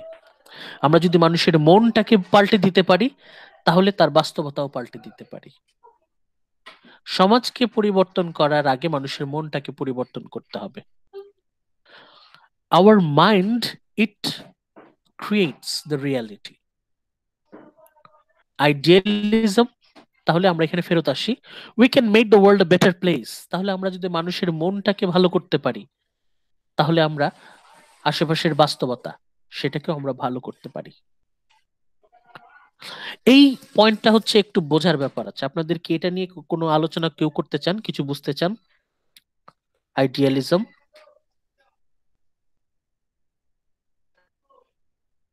আইডিয়ালিজমের কথা হচ্ছে এভরিথিং উই এক্সপিরিয়েন্স, আমরা যা কিছু ফিল করি পুরাটাই আমাদের মন গড়া। আমরা যদি আমাদের মনটাকে এনরিচ করতে পারি, তাহলে আমাদের রিয়ালিটিটাই চেঞ্জ হয়ে যাবে। আমরা আমাদের মাইন্ডটাকে যদি চেঞ্জ করে, আমাদের রিয়ালিটি চেঞ্জ হয়ে যাবে। আমরা যদি চাই, we can create heaven in this hell. আমাদের মন কি বলছে? We live in hell. বেশিরভাগ সময় আমরা বলি আমরা নরকে বাস করছি, বাট আমরা যদি আমাদের পার্সপেক্টিভ চেঞ্জ করতে পারি, আমরা যদি মন থেকে চাই, আমরা যদি মনটাকে ওইভাবে গড়ে নিতে পারি, we can convert this hell into heaven. We can make the world a better place. তার জন্য আমাদেরকে কি করতে হবে? আমাদেরকে মানুষের মন, হিউম্যান মাইন্ড, এটাতে ফোকাস করতে হবে। Human mind. তাহলে আমরা আবার পেছনে যাই। কল্পনার গুরুত্ব যুক্তির থেকে বেশি, মানুষের চেতনার গুরুত্ব, আবেগ অনুভূতির গুরুত্ব তার থেকে বেশি, মানুষের মন খুবই গুরুত্বপূর্ণ। আমরা যদি মানুষের মনটাকে ফোকাস করি, আমরা বাস্তবতাকে বুঝতে পারবো। আমরা যদি বাস্তবতাকে উন্নত করতে চাই, আমরা যদি সমাজকে পরিবর্তন করতে চাই, আমাদেরকে মানুষের মনে গুরুত্ব দিতে হবে, কারণ human mind, it creates the reality.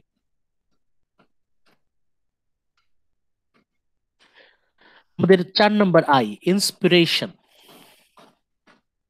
Inspiration মানে হচ্ছে প্রেরণা, অনুপ্রেরণা।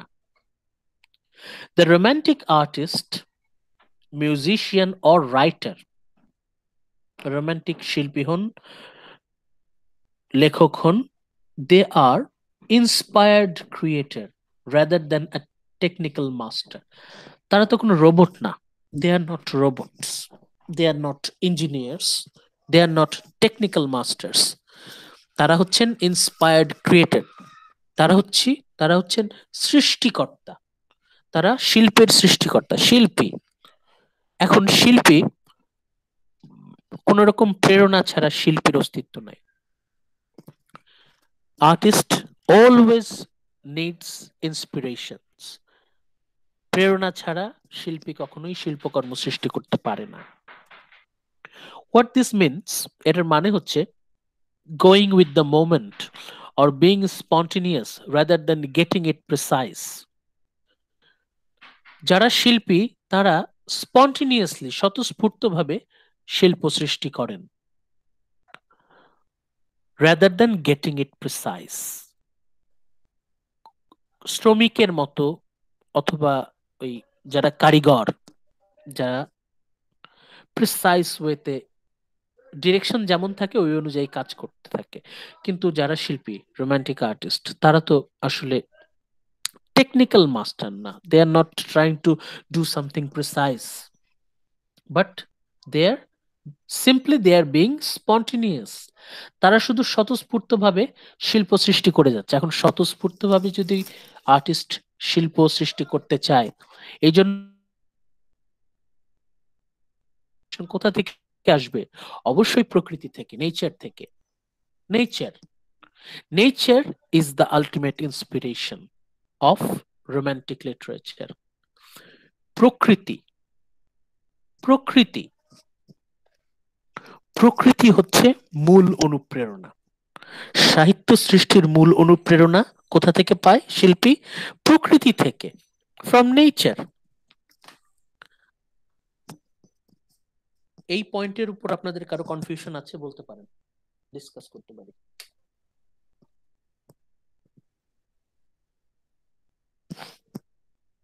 ইন্সপিরেশন নিয়ে আপনাদের কারো কোনো কনফিউশন আছে? না স্যার, নেই। যখনই কোনো কনফিউশন হবে অবশ্যই জিজ্ঞেস করবেন, নাহলে তো পরবর্তীতে দেখবেন সমস্যা হয়ে যাবে। ওকে, আমরা আমাদের লাস্ট ইন্ডিভিজুয়ালিটিতে চলে আসি। ইন্ডিভিজুয়াল, ব্যক্তিত্ব, তাই না? ইন্ডিভিজুয়ালিটি মানে ব্যক্তিত্ব, ইন্ডিভিজুয়াল মানে ব্যক্তি, ইন্ডিভিজুয়ালিটি মানে ব্যক্তিত্ব। রোমান্টিক্স, যারা romantic writers, they celebrated the individual. যারা রোমান্টিক অথর, রোমান্টিক রাইটার, তারা সেলিব্রেট করছেন কাকে? ব্যক্তিকে, ইন্ডিভিজুয়ালকে। এই ইন্ডিভিজুয়ালটা কে? মানুষ, মানব। During this time period, women's rights and abolitionism were taking root as major movements. এই রোমান্টিক পিরিয়ডে নারী অধিকার প্রতিষ্ঠা শুরু হয়ে গেল, নারীদের অধিকার আন্দোলন শুরু হচ্ছে, এবং অ্যাবলিশনিজম, দাস প্রথা বিলুপ্তি। আগে তো দাস প্রথা ছিল, বিশেষ করে যারা ডার্ক স্কিন তাদেরকে দাস হিসেবে বিক্রি করা হতো। এই সময় মানুষের অধিকার, এখন নারীরাও তো মানুষ, আর যারা কালো তারাও তো মানুষ। এখন তাদেরকেও তো মানুষ হিসেবে মূল্য দেয়া হচ্ছে, নারীরাও মানুষ, যাদেরকে দাস হিসেবে বিক্রি করা হচ্ছে তারাও মানুষ। তখন আরো বেশি করে শিল্পীদের মনের মধ্যে এই ধারণাটা জন্ম নিতে লাগলো যে তাহলে তো সবাই গুরুত্বপূর্ণ, এভরিওয়ান ম্যাটার্স, সবাই গুরুত্বপূর্ণ, প্রতিটি মানুষ গুরুত্বপূর্ণ, আমরা কাউকেই অবহেলা করতে পারি না, এভরিওয়ান ইজ ইম্পর্টেন্ট। সবাই গুরুত্বপূর্ণ, কাউকে আমরা অবহেলা করতে পারি না, এভরিওয়ান ইজ ইম্পর্টেন্ট। চমৎকার সুন্দর ধারণা, magnificent idea can come from any mind. যে কোনো সাধারণ মন থেকেই একটা চমৎকার ধারণার জন্ম হতে পারে। ওয়াল্ট হুইটম্যান, একজন American poet, would write a poem entitled, ওনার একটা কবিতা আছে, কবিতার নাম হচ্ছে সং অফ মাইসেলফ। এটা আপনাদের হয়তো অনেকেরই পড়া থাকতে পারে, অনেকের না পড়া থাকলেও পড়বেন আশা করি। আমেরিকান লিটারেচার ওয়ানে মেবি। সং অফ মাইসেলফ এই দীর্ঘ কবিতা, এটা অনেক লম্বা একটা কবিতা। এই কবিতা শুরুই হচ্ছে এইভাবে যে আই সেলিব্রেট মাইসেলফ। কবি বলছে আমি আমাকে সেলিব্রেট করছি, উদযাপন করছি, আমি আমাকে উদ্দেশ্য করে কবিতা লিখছি। ব্যক্তি, ইন্ডিভিজুয়াল, ব্যক্তিত্ব, individuality, romantic period, romantic literature, রোমান্টিসিজমের খুবই গুরুত্বপূর্ণ একটি বৈশিষ্ট্য। তাহলে আমরা 5টা আই, 5 আই পেয়ে গেলাম। এই 5 আইয়ের উপর ভিত্তি করেই কিন্তু আমাদের রোমান্টিসিজম এই আইডিয়াটা ইভলভ করবে। তাহলে আমরা অরিজিনটাতে আসি। আমরা কিন্তু এটা অলরেডি আলোচনা করেছি। Romanticism began to take root as a movement following the French revolution. ফরাসি বিপ্লবের উপর অনুপ্রেরণা নিয়েই কিন্তু রোমান্টিক মুভমেন্ট, রোমান্টিসিজম কিন্তু সূচনা হলো। দ্য পাবলিকেশন অফ লিরিক্যাল ব্যালাডস, আপনাদের হাতে কাগজ কলম থাকলে লিখে রাখেন, খুবই গুরুত্বপূর্ণ একটা তথ্য, very very important information. The publication of lyrical ব্যালাডস, lyrical ব্যালাডস নামে একটা সংকলন বের হলো by William Wordsworth and Samuel Taylor Coleridge in 1792, 1792 সাল, 1792 সাল, 1792 সাল। 3বার বললাম কেন? অবশ্যই গুরুত্বপূর্ণ। আর কোন সাল মনে রাখেন বা না রাখেন, এই সালটা মাথায় রাখতে হবে। 1792, 1792, 1792। 1792 সালে একটা বই পাবলিশড হলো, লিরিক্যাল ব্যালাডস। এটার এডিট করলেন কারা? William Wordsworth and Samuel Taylor Coleridge. এই যে lyrical ব্যালাডস, this is considered the beginning of literary romanticism. সাহিত্যের কথা যদি বলি, officially romantic literature, British romantic literature officially start হচ্ছে 1792 সাল থেকে। আনঅফিসিয়ালি 1789, যেটা শুরুর দিকে বললাম 1789, আর অফিসিয়ালি 1792, 1792। এই 1792 সালটা কেন গুরুত্বপূর্ণ? Why is this 1792, this year is significant? This year 1792 is significant because in this year William Wordsworth and Samuel Taylor Coleridge, Wordsworth and Coleridge এরা দুইজন মিলে একটা কবিতার বই বের করলেন, লিরিক্যাল ব্যালাডস। এই lyrical ব্যালাডস, this is the official beginning of romantic literature in Britain. আজকে আমরা এই পর্যন্তই। আমরা আবার নেক্সট ক্লাসে আমরা কন্টিনিউ করব, নেক্সট ক্লাস থেকে আলোচনা। তাহলে আজকে আমরা কি কি আলোচনা করলাম? Let's recap. আমরা একটু রিক্যাপ করি কি কি আলোচনা করলাম। আমরা শুরু থেকে কি কি আলোচনা করেছি? প্রথমে we tried to define romanticism. প্রথমে আমরা রোমান্টিসিজমকে ডিফাইন করার চেষ্টা করেছি, সংজ্ঞা দেওয়ার চেষ্টা করেছি। এর মধ্যে আমরা 2 নম্বর যে সংজ্ঞাটা, সেটাতে আমরা ফোকাস করেছি বেশি। Romanticism is a way of looking at the world that looks beyond or ignores the world as it is and perceives a visionary world. মানে চোখের দেখার পৃথিবী না, বরং আমাদের মনের চোখ দিয়ে আমরা যে পৃথিবীকে দেখি সেটাই পৃথিবী। We will focus the eye of imagination, আমাদের মনের চোখ, আমাদের কল্পনার চোখ দিয়ে আমরা বাস্তবতাকে, পৃথিবীকে দেখার চেষ্টা করব। এরপর আমরা হিস্ট্রি অফ রোমান্টিসিজমে যে বিষয়টা সবচেয়ে গুরুত্ব দিয়েছি সেটা হচ্ছে ফ্রেঞ্চ রেভলিউশন, ফরাসি বিপ্লব, কিভাবে ব্রিটিশ রোমান্টিসিজমকে ইন্সপায়ার করেছে। এরপর আমরা ফ্রেঞ্চ রেভলিউশন সম্পর্কে একটু আইডিয়া নেওয়ার চেষ্টা করেছি, কেন ফ্রান্সে রেভলিউশন হলো, কি কি কারণে। এরপর নেপোলিয়ন বোনাপার্ট যেভাবে বিশ্বাসঘাতকতা করলো সাধারণ মানুষের সাথে, একইভাবে নেপোলিয়ন বোনাপার্টের বিরুদ্ধে কবিদের বিদ্রোহ, William Blake, William Wordsworth, Percy Bysshe Shelley, তাদের বিদ্রোহ। এরপর আরেকটা গুরুত্বপূর্ণ কারণ, আর লিটারেরি রিজন, সাহিত্যিক দিক থেকে একটা গুরুত্বপূর্ণ কারণ, সেটা কি? Reaction against new classicism. Romanticism তার মূল জন্ম হলো নিও ক্লাসিসিজমের বিরুদ্ধে বিদ্রোহ করে। Romanticism is actually an intense reaction against neoclassicism. নিওক্লাসিসিজমের বিরুদ্ধে বিদ্রোহ করছে রোমান্টিসিজম।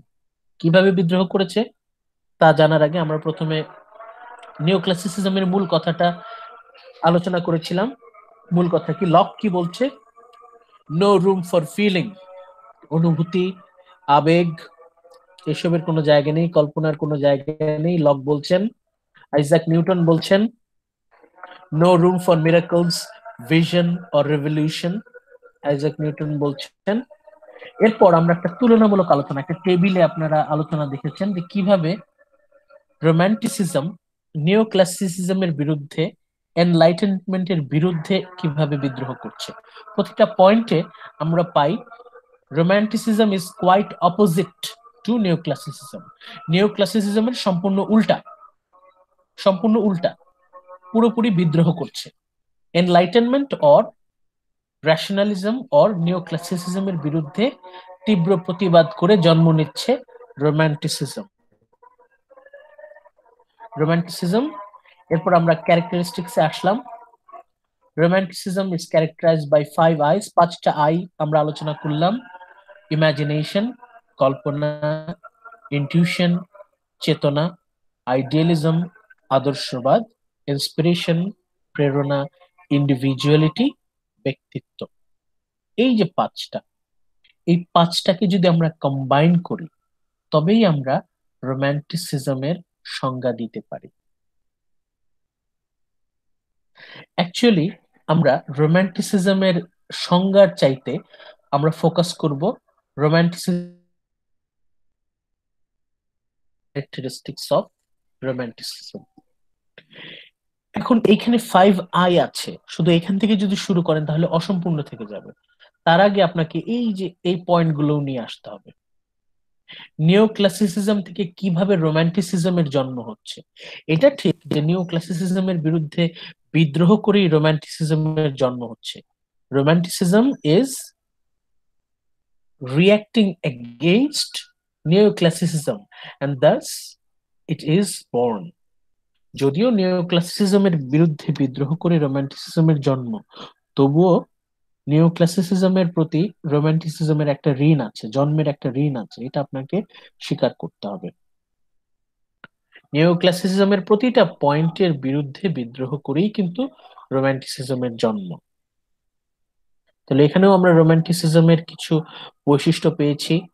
রোমান্টিসিজম মানেই হচ্ছে self expression of the artist, শিল্পীর আত্মপ্রকাশ, গণতন্ত্র, spirituality, nature, rural or village, primitive simplicity, restrained of society, তার পরিবর্তে হিউম্যান ফ্রিডম, স্বাধীনতা, লিবার্টি, অ্যান্ড ফাইনালি হার্ট, মানুষের হৃদয়, হৃদয় বলতে মন। আমরা 5 আই নিয়ে আলোচনা করলাম। 5 I: imagination, intuition, idealism, inspiration, individuality. এরপর আমাদের কিছু আলোচনা এখানে আছে যে কল্পনা বলতে রোমান্টিকরা কি বোঝাচ্ছেন, ইনটিউশন বলতে কি বোঝাচ্ছেন, আইডিয়ালিজম, ইন্সপিরেশন, ইন্ডিভিজুয়ালিটি। ইমাজিনেশন বলতে কল্পনার গুরুত্ব যুক্তির থেকে বেশি, কল্পনা ছাড়া শিল্প সৃষ্টি করা অসম্ভব,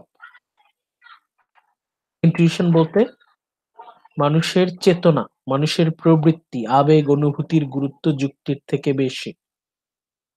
কবিতার সংজ্ঞাই দিয়েছেন Wordsworth, a spontaneous overflow of powerful feelings, মানুষের চেতনা, মানুষের আবেগ, অনুভূতি, প্রবৃত্তির স্বতঃস্ফূর্ত প্রবাহ। এরপর আমরা পেয়েছি আইডিয়ালিজম। আইডিয়ালিজম আমরা বলেছি যে আমরা আশেপাশে যা দেখছি, আমাদের পৃথিবী, আমাদের জীবন, আমাদের বাস্তবতা সবকিছু আমাদের মন গড়া। আমাদের মন আমাদেরকে যা বলছে আমরা তাই বুঝছি, আমরা তাই বিশ্বাস করছি। আমরা যদি আমাদের মনটাকে পরিবর্তন করতে পারি তাহলে একই সাথে আমাদের বাস্তবতাও পরিবর্তন হয়ে যাবে। বলে না, কথায় বলে না যে আপনি আপনার মন পরিবর্তন করেন, আপনার চারপাশটা বদলে যাবে। আমাদের ফোকাসটা যদি আমরা মাইন্ডে রাখতে পারি, if we focus on our mind, তাহলে কি হবে? তাহলে আমাদের দেখার চোখ পাল্টে যাবে। আমাদের অ্যাটিটিউড যদি আমরা চেঞ্জ করি, আমাদের সারাউন্ডিংস, আমাদের পার্সপেক্টিভ চেঞ্জ হয়ে যাবে। আর আমরা যদি চাই, we can make heaven in this hell, আমরা চাইলে এই নরকে একটা বেহেশত প্রতিষ্ঠা করতে পারি। এই হচ্ছে আইডিয়ালিজম। ইন্সপিরেশন, প্রেরণা ছাড়া শিল্পী শিল্প সৃষ্টি করতে পারেন না। Without inspiration artist cannot create art. আর রোমান্টিক আর্ট এর পুরো ইন্সপিরেশন আসে হচ্ছে নেচার থেকে, প্রকৃতি থেকে। Nature is the ultimate inspiration of the romantic artist. Nature is the source of all inspiration. প্রকৃতি, প্রকৃতির উপর ভিত্তি করেই সব। এরপর finally the last I, fifth I, 5 number, individuality, ব্যক্তিত্ব। যত রোমান্টিক পোয়েটস আছেন, যত রোমান্টিক নভেলিস্ট আছেন, সবাই গুরুত্ব দিচ্ছেন হচ্ছে ব্যক্তিকে, ব্যক্তি, মানুষ, নট পিপল, নট জনগণ। জনগণের থেকে বেশি গুরুত্বপূর্ণ হচ্ছে মানুষ। আমরা যখন জনগণে গুরুত্ব দেই তখন হয় কি, যে যারা একটু extra ordinary special human being তাদেরকে আমরা অনেক ক্ষেত্রেই হয়তো অবহেলা করি। মানুষকে যখন আমরা একটা শ্রেণীতে ফেলি, একটা গোষ্ঠীতে ফেলি, তখন দু একজন যারা একটু অন্যরকম মানুষ আছে না, একটু আলাদা সবার থেকে, তাদেরকে আমরা হয় অবহেলা করি নয় অপমান করি। মানুষকে গুরুত্ব দিতে হবে, প্রতিটা মানুষের গুরুত্ব অপরিসীম। Every human being is significant, every human being is important, সবাই গুরুত্বপূর্ণ। যেহেতু আইডিয়ালিজমে বলছে মানুষের মনে ফোকাস করতে হবে, মানুষকে যদি, মানুষের মনকে যদি আমরা ফোকাস করতে চাই তাহলে ইন্ডিভিজুয়ালিটি, ইন্ডিভিজুয়ালিটিকে গুরুত্ব দিতে হবে। প্রতিটা মানুষের গুরুত্ব অপরিসীম, আমরা কাউকে অবহেলা করতে পারবো না। এই হচ্ছে আমাদের থিওরিটিক্যাল ডিসকাশন অফ রোমান্টিসিজম। আপনারা স্লাইডটা ভালো করে পড়বেন, একই সাথে আপনারা উইলিয়াম জে লং সেখানে স্টাডি শুরু করবেন। উইলিয়াম জে লং এ আপনারা অনেক ইনফরমেশন পাবেন আরো। এখানে আপনাদেরকে কিছু কোর আইডিয়া, জাস্ট ধারণা দেয়া আছে, এগুলো অবশ্যই নিজের মতো করে ব্যাখ্যা করবেন। ডু নট মেমোরাইজ, মুখস্থ করবেন না। Do not just copy paste, আপনারা বোঝার চেষ্টা করবেন। আজকে আমরা the idea of romanticism, romanticism এই যে টার্মটা, এটা বোঝার চেষ্টা করেছি। নেক্সট ক্লাসে আমরা আমাদের ফোকাস হচ্ছে রোমান্টিক পোয়েটস, রোমান্টিক পোয়েটসদের নিয়ে আমরা আলোচনা করব নেক্সট ক্লাসে। আপনাদের যদি কোনো সাধারণ আলোচনা থাকে, এখন ওপেন ফ্লোর, এখন আপনারা যদি নিজেরা কোনো বিষয়ে আলোচনা করতে চান আলোচনা করতে পারেন। আমাদের ক্লাস কিছুক্ষণের মধ্যে শেষ হয়ে যাবে, এর মধ্যে আপনাদের যদি কোনো আলোচনা করার ইচ্ছা থাকে আপনারা আলোচনা করতে পারেন।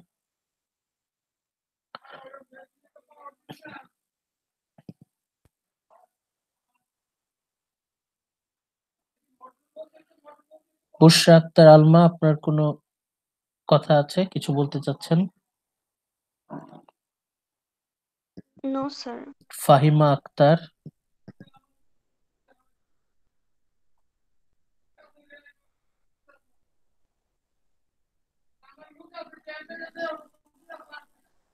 Khadija Akter,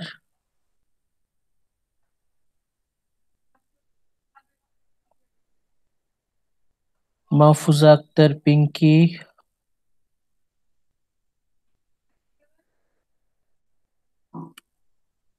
Yes, sir. কোনো বিষয়ে আলোচনা করতে চাচ্ছেন? No, sir. Clear. সঞ্জিদা জাহান, কিছু বলবেন?